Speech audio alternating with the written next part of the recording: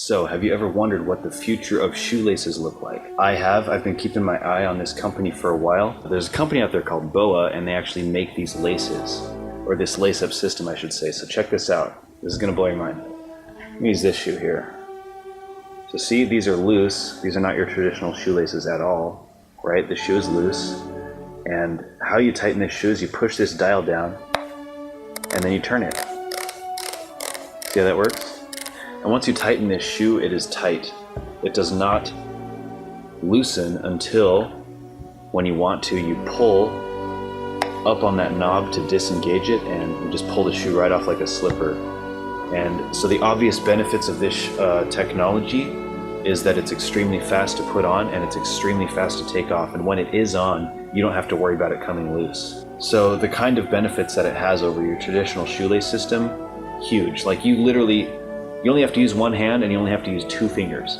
Two fingers to tighten your shoes and to take it off. So the amount of time and the convenience that these offer and the security that they offer once they're actually tightened is just, it's very different. I would argue that once you go BOA, you don't go back, but you have to find the right BOA shoe, and that's what this video is all about. So I'm here to tell you about what the technology is like and what it's like owning a pair of BOA shoes, but also what it's like finding the right pair of BOA shoes. So the thing about this technology is that it's kind of new. The whole running shoe market is a little bit new to introducing BOA technology to their shoes. And this company actually comes from the snowboard industry. If you are familiar with this ratcheting lace-up system, you've probably seen it on a snowboard boot. And that eventually became something that is now standard on cycling shoes, like road bike and mountain biking shoes, both of which are very different from a standard running shoe, because a standard running shoe needs to move with your foot. It needs to fit like a regular shoe. Cycling shoes are very rigid, and they're not meant for walking at all. And snowboard boots are obviously not, because they're meant to be attached to a snowboard. So the things that have to be considered when designing a BOA trail running shoe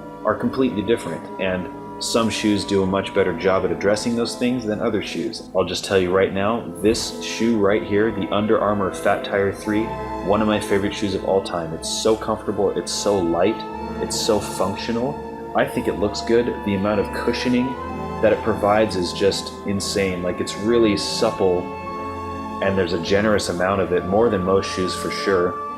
But it's not mushy either. So you have a lot of cushioning, but it doesn't feel like your ankle's just gonna roll, if that makes sense. It's a very supportive but very comfortable shoe.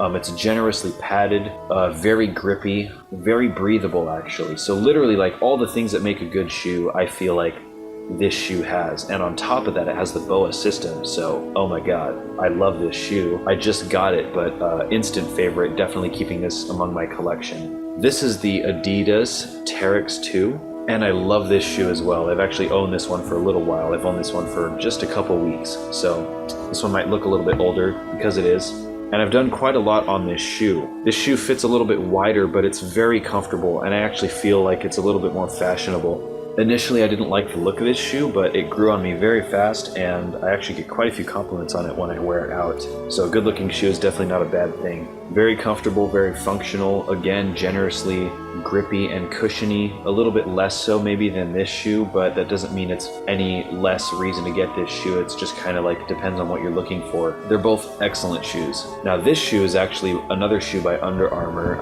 I don't remember the name, I'll have it here, right?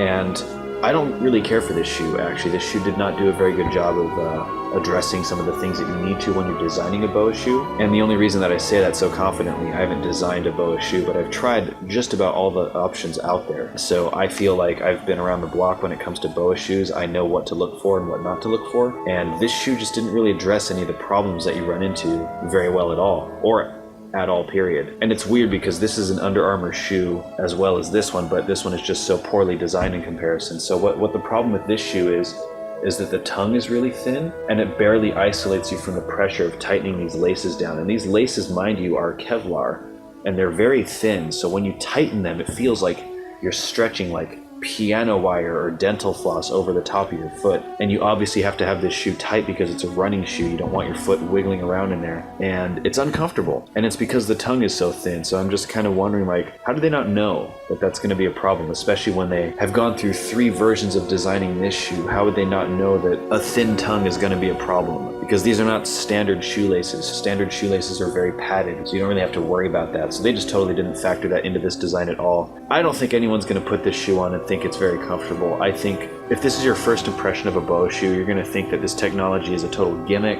and you're probably just going to give up on it right away. And that's why I wanted to tell you about this shoe. I wanted you to know that there are BOA shoes out there, even made by the same company as this shoe, that are going to be a complete and utter disappointment. They're going to be uncomfortable. And there are going to be other shoes that feel like a complete masterpiece. Obviously, there are way less masterpiece examples than complete flops, but there are both, and that's why I wanted to make this video. And I've actually done another video that talks about more BOA shoes a little while ago. In that video, I actually talk about the predecessor to this shoe, the Fat Tire 2, which wasn't a bad shoe actually, so you can check that video out. And yeah, basically if you're looking for more insight and more shoes to maybe check that video out. So yeah, I'm just gonna take this shoe out of the frame here because I think this shoe has made its point, or I have made my point using that shoe.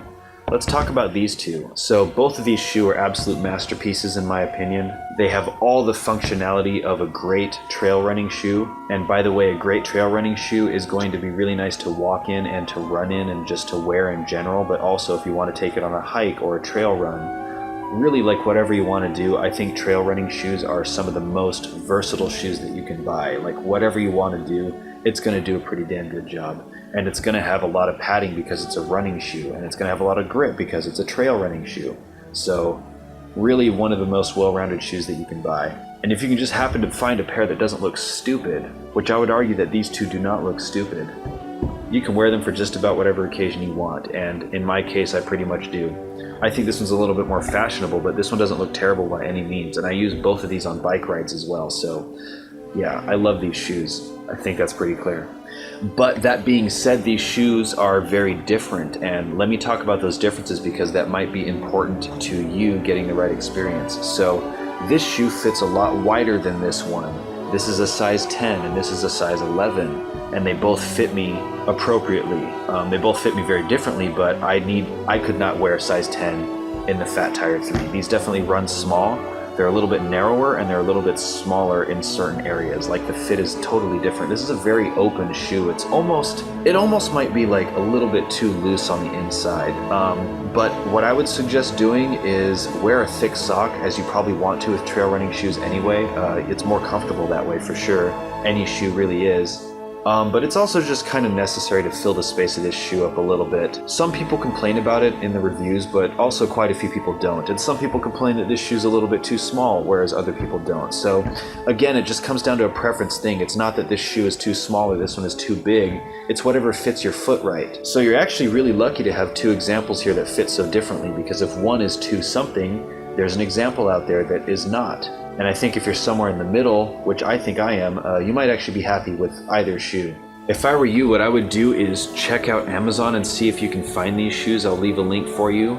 You know how the return policy is on Amazon. It's extremely generous. That's how I got to know these shoes, and I'm just telling you that you should do the same, because these are some of the nicest BOA shoes that you can own. And then the convenience that BOA offers you is just top-notch. Like once you go BOA, you don't go back. I know I keep saying that, but like, it's freaking true. You don't know how nice it is to just use 2 fingers to tighten your shoe and not have to worry about it coming off. And when you do want to take it off, all you have to do is pull up on this dial just like that, and your shoe just comes right off. It's freaking unbelievable how much time you save. If that's important to you, I guess all those minutes add up, but really it's just like in the moment, you can have your shoe tight, you can have it loose. It's just instantaneous, and it's so reliable at the same time. So to be able to have that instant, whichever you want, on or off, and then just, it's really great. It's really great, and we're just not used to having a shoe that can function like that. But this technology is getting better, and it's getting implemented into shoes better. So Under Armour has done a fantastic job with the Fat Tire 3, and Adidas has done a wonderful job with the Teryx 2. And right now, as it stands, these are my 2 favorite shoes, and